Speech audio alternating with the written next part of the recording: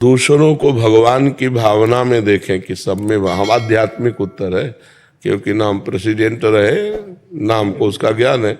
हम तो आध्यात्मिक हैं, तो आध्यात्मिक उत्तर देते हैं कि आप यदि बैंक में हो तो आपके पास लोग आते हैं, आपका जो कर्तव्य है ईमानदारी से उसे आप जानते हैं। अपने विषय को, आप जिस भी पद में हैं, अपने पद का आपको ज्ञान है कि इस पद के द्वारा समाज की लोक सेवा इस तरह से इतनी हो सकती है।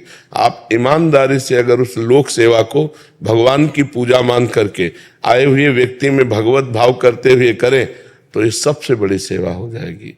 इससे बड़ा कोई लोक कल्याण नहीं होगा, क्योंकि आपके अंदर जब सबके प्रति भगवत भाव होगा और आप ईमानदारी से अपने पद का पालन करेंगे जो कर्तव्य है और भगवान का स्मरण करेंगे तो ये सबसे बड़ा कार्य हो जाएगा, सबसे बड़ी पूजा हो जाएगी, सबसे बड़ा धर्म हो जाएगा, सबसे बड़ा लोक हित हो जाएगा।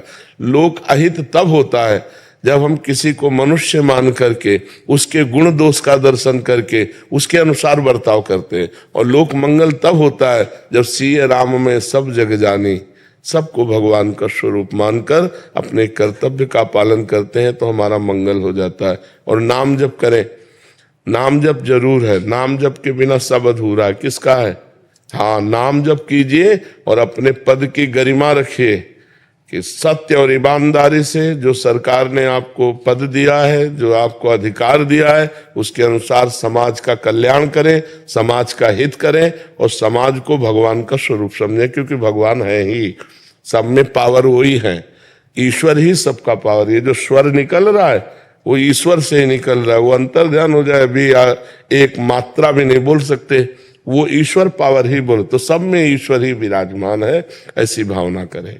महाराज जी, वहाँ समाज का, वहाँ धन प्रधान बुद्धि होती है महाराज जी, कि कैसे और अधिक अपनी कंपनी को और मुनाफा दिलाएं, ये प्रधान बुद्धि होती है।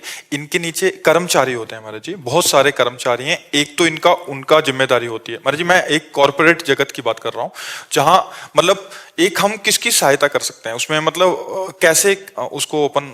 असली बात, इनके विषय का हमको ज्ञान हो तो फिर हम इसका वर्णन करें। अब चूंकि इनके विषय का ज्ञान नहीं, तो केवल आध्यात्मिक मेड़ बांध करके इनको दे देते हैं कि शेष आप अपनी बुद्धि से देख लो। देखो, बैंक को लाभ हो लेकिन आने वाले व्यक्ति को नुकसान नहीं होना चाहिए। तो अगर आने वाले व्यक्ति में हम भगवान का भाव रख रहे हैं तो हमें तो लाभ होगा, क्योंकि आया ही वो है, और उसको भी लाभ प्राप्त होगा, उसका भी मंगल होगा। केवल हम अगर अपना लाभ देखेंगे तो सामने वाले की हानि निश्चित हो जाएगी। सामने वाले का लाभ देखेंगे तो हमारा भी लाभ हो जाएगा और उसका भी लाभ हो जाएगा। अगर हम अपना लाभ देखते हैं तो सारा संसार इसी में चल रहा है, अपना लाभ सिर्फ देख रहा है, पद का प्रयोग अपने लिए कर रहा है, वो दुरुपयोग होगा, और पद का प्रयोग समाज के लिए कर रहा है, ये सदुपयोग होगा। अपने लाभ के लिए सब कार्य कर रहे हैं, वहीं धोखा हो जाता है, वहीं अधर्म हो जाता है, वहीं पाप हो जाता है। अपना लाभ सबके लिए है, अब वही मंगल हो जाएगा, वही परम धर्म बन जाएगा। इसीलिए हमारे जो शब्द हैं, अगर उनको नोट करो और उन पर विचार करो तो सब कुछ उसी में मिल जाएगा आपको। अब चूंकि जैसे एक डॉक्टर प्रश्न करता, एक वकील प्रश्न करता, एक मान लो बैंक का प्रश्न करता, तो अब हर डिपार्टमेंट का हमें तो ज्ञान नहीं है, लेकिन हर डिपार्टमेंट जिससे अपने आप को उत्तीर्ण करके और मंगल में सुख को प्राप्त हो, वो उत्तर मिल जाएगा। अब इनका क्या अधिकार मुझे पता नहीं, इनको क्या क्या करना पड़ता है मुझे पता नहीं, लेकिन हमने जो बोला अगर ये पॉइंट रख लें तो जो भी करेंगे इनका मंगल होगा और इनको लाभ ही नहीं परम लाभ प्राप्त होगा। अब चूंकि किसी विषय का सम्यक उत्तर तब हो सकता है जब उस विषय का सम्यक ज्ञान हो। अब जैसे इनके विषय का मुझे पूरा ज्ञान हो तो वो उत्तर हम इनकी भाषा में दे सकते हैं, लेकिन मुझे आध्यात्मिक ज्ञान है और आध्यात्मिक ज्ञान से इनका निश्चित मंगल होगा। जैसे बोला कि आपको आए हुए हर व्यक्ति पर भगवत भाव रखना है, अपना लाभ हमें विचारना है, लेकिन आए हुए का अगर हम लाभ विचारेंगे तो अपना लाभ हो ही जाएगा और उसको भी लाभ होगा। और केवल अपना लाभ सोचेंगे तो सामने वाले को असंतुष्टता प्राप्त होगी, क्योंकि केवल हम अपना लाभ है। अब आपकी जिम्मेवारी क्या मुझे पता नहीं, लेकिन जो हम शब्द बोल रहे हैं उनका प्रयोग आप अपनी जिम्मेवारी में कर लीजिए। आप जो भी हैं आपका मंगल हो जाएगा, आपका कल्याण हो जाएगा।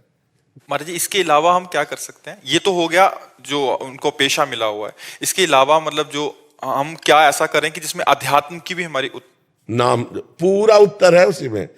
नाम जप करते हुए कहा ना, तो नाम जप देखो अलग अलग युग की साधना है, उससे सिद्धि प्राप्त होती है। जैसे पछियाव हवा चल रहा है ना, तो आपको टटिया वैसे ही लगानी पड़ेगी, उल्टा लगाओगे तो उड़ जाएगी। जैसे नाव है ना, तो हवा की अनुकूलता देखकर लगाओगे तो बिना प्रयास के वो आपकी दिशा पे पार हो जाएगी। तो ऐसे युग धर्म का प्रभाव है।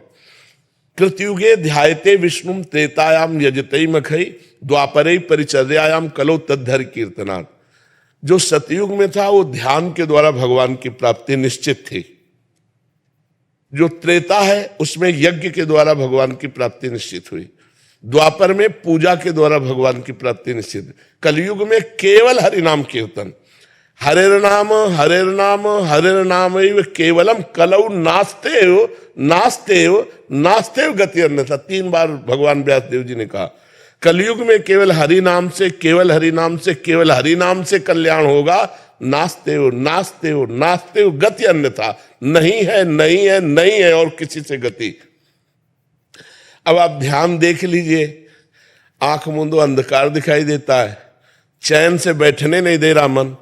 आप देखो मन चैन से बैठने दे रहा है। जैसे बंदर शाखा प्रशाखा पे कूदता रहता है, ऐसे ये मन कूदता रहता है। थोड़ा एकाग्र होके देखो इसको, ये गया वो गया, बंबई कलकत्ता, एक सेकंड में कहां से कहां भाग रहा है, तो ध्यान कैसे लगेगा। अच्छा, अब यज्ञ की सामग्री कहां से शुद्ध मिले। अच्छा, अनाज कोई भी